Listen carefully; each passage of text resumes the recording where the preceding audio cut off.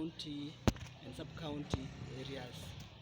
Now the training is to capacity build this staff so that they're able to deliver on their respective mandates. As you're aware, the 6-point development agenda of His Excellency, our Governor, CPA Fernandez Barasa,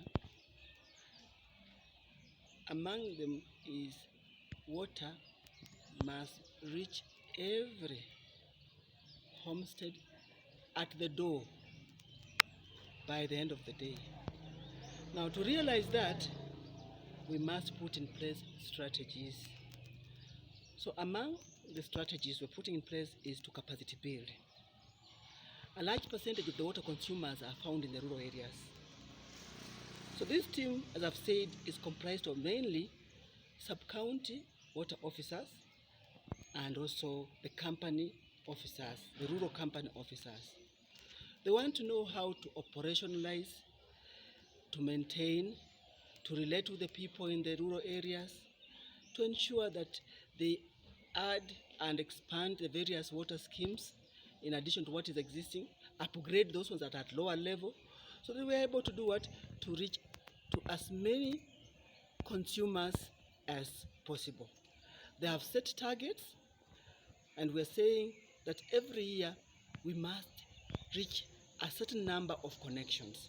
They cannot do that without the technical know-how, they cannot do that without the skills, and they cannot do that without actually just general knowledge. So the people here who are attending this workshop are from different backgrounds. We have the technical, for example, artisans, meter readers, we have human resources, you have others who really need to be capacity built, and hence that kind of exercise. If that is happening, then it is not known to us. But for those that are known to us, we normally put in mechanisms to contain it, because we have our officers on the ground, we have our security teams on the ground, we have posted there people in almost all the schemes. So they'll update us on the ongoings, and we'll make sure we remedy the situation by putting in corrective measures in place. We are not going to live in the past. We want to live in the present.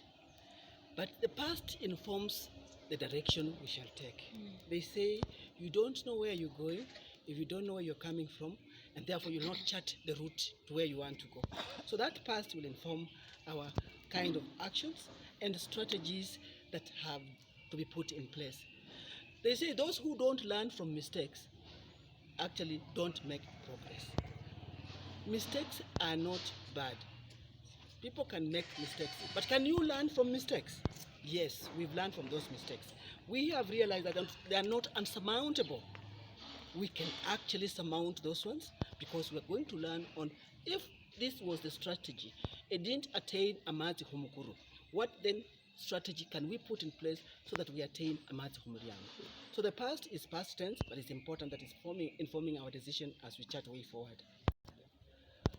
Remember, this is it the second month that this new leadership is in place?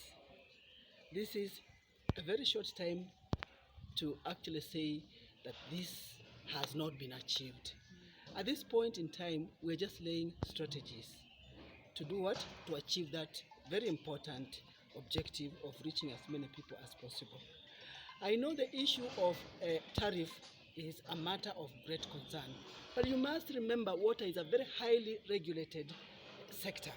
We have national regulations that operationalize the water sector, and so we also must tailor these regulations towards us so that we don't create conflict that may actually result in a lot of litigations. So as much as we have issues to do with tariffs, we work very closely with the regulator to come up with the tariffs. And remember, these tariffs are anchored on certain variables.